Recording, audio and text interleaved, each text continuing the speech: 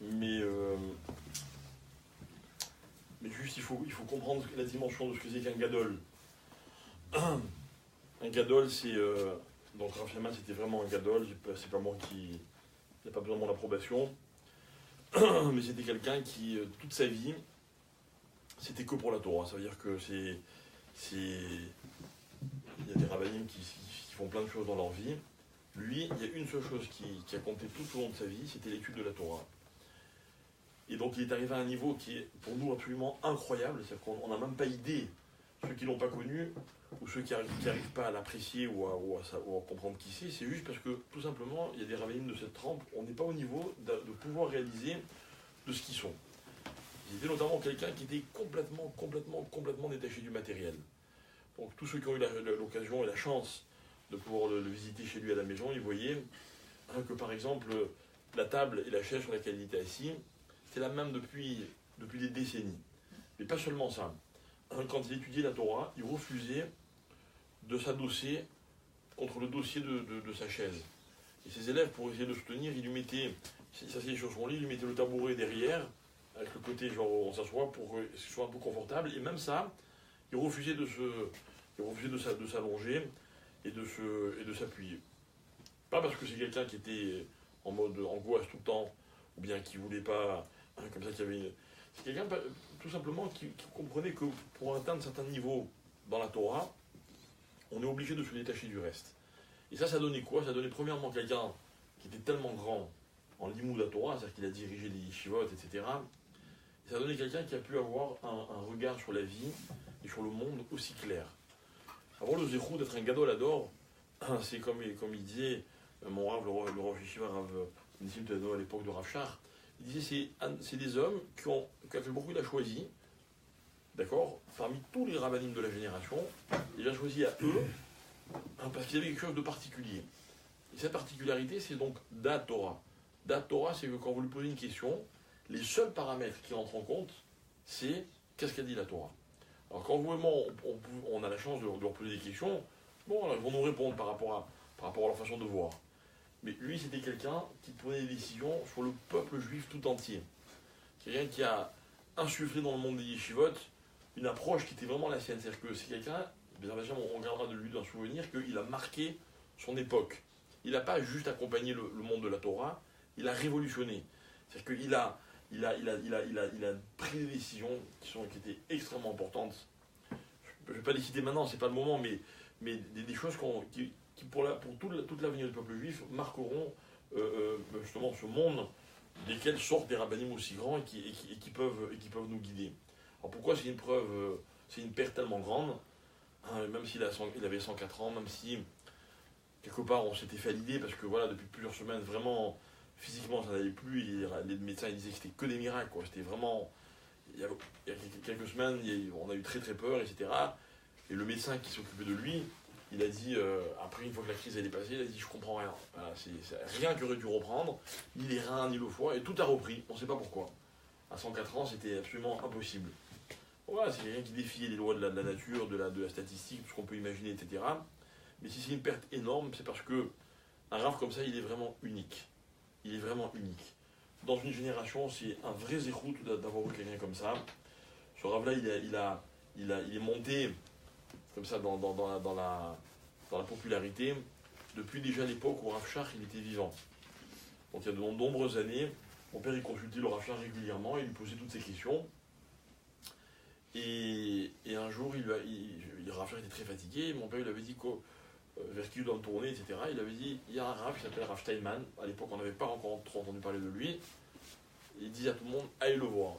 Pas à quoi, mon père à tout le monde disait, allez le voir. Et voilà, c'est donc lui qui a poussé les gens vers lui. Donc il a vraiment eu la bracha du gadolador de la génération d'avant, etc. Et je peux vous raconter comme ça quelques petites anecdotes, mais l'une d'entre elles, c'est que il y a quelques années, mon père, il était très fatigué, etc. Et pour tout vous dire, il se demandait à chaque fois la question, est-ce qu'il faut que je reste en France? Est-ce qu'il faut que j'aille m'installer en Israël? Et lui, il lui disait, tu peux pas abandonner ta communauté. Alors que vraiment, on voyait que mon père était fatigué. Non, ils ont besoin de toi, tu dois rester là-bas. Et chaque fois, il donnait un chizouk extraordinaire. Et voilà, j'espère que cette authenticité qu'il y a dans la Torah, cette clairvoyance, cette lucidité, que les Hashem, les rabbinim qui sont encore là, que beaucoup il leur donne, si tu veux, ce sens pour qu'ils puissent continuer à nous guider, parce que même si dans le quotidien, une vie comme la nôtre, on ne réalise pas toujours, mais en fait, le Gadol adore, par des petites décisions ou des petites phrases de temps en temps, il nous dirige mamash dans notre Torah.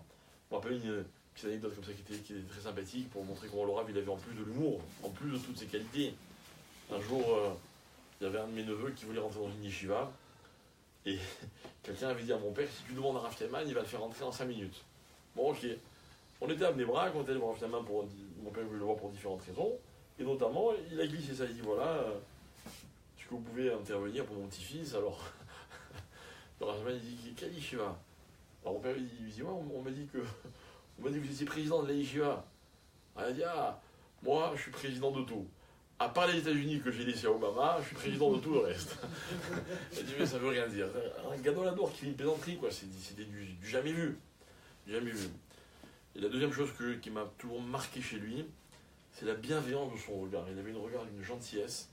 Et un jour, j'ai raconté, j'étais impressionné que dans une discussion, mon père il disait quelque chose, le Rav il n'entendait pas très bien, donc je me suis permis de parler plus fort.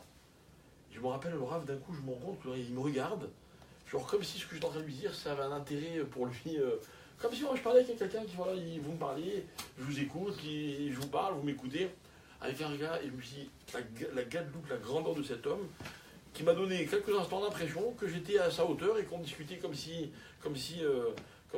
deux personnes qui peuvent se comparer. Et voilà, ce que je voulais redire encore une fois, c'est que ce sont des gens qui ont donné toute leur vie au Limoud Torah. Et c'était ces exemples-là de gens dont on dit que, en restant assis sur leur chaise et avec la tête dans leur guémarin, ils faisaient le tour du monde, je ne sais pas combien de fois par jour. C'était quelqu'un qui pouvait englober tous les sujets possibles, imaginables.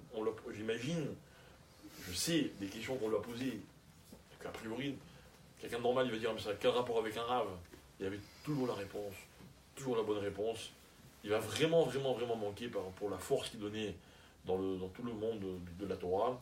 Et encore une fois, je souhaite, bon, évidemment que j'imagine l'émotion quand il arrive là, au monde futur, dans le Gan Eden, tous ces rabbinim qu'il a connus, tous ces rabbinim dont il a été le porte-parole, l'élève, etc., tous les tzadikim qui doivent l'attendre là-haut. Et j'espère que de là-haut, il priera mamash pour la génération. On a vraiment besoin comme ça de rabbinim qui nous guident et qu'il y en aura d'autres qui prendront la relève. Et en attendant, vraiment, voilà, j'ai dit une goutte de tout ce qu'on pourrait dire sur lui, mais je crois que chacun lui doit, même si on ne l'a pas connu personnellement. Voilà, vous avez connu mon père il lui devait beaucoup parce qu'il a guidé dans plein de décisions, etc. Donc on a une reconnaissance énorme à son égard. Je sais que même ici, partout dans le monde, si on a prié pour sa réfoua, maintenant il faut prier pour que sa Neshamal monte le plus haut possible, et surtout qu'on lui prouve notre reconnaissance en s'inspirant, ne serait-ce qu'un tout petit peu, de ce qu'il a été, de l'exemple qu'il a été, de la Torah qu'il a enseigné. C'est quelqu'un qui était extrêmement dur avec lui-même, c'est-à-dire que dans sa yeshiva, c'est vraiment le noyau dur du monde haridi, et en même temps il a une ouverture d'esprit incroyable, parce qu'il était capable d'entendre toutes sortes de questions et de trouver toujours la solution et la réponse à toutes les questions qu'on lui posait. Amen.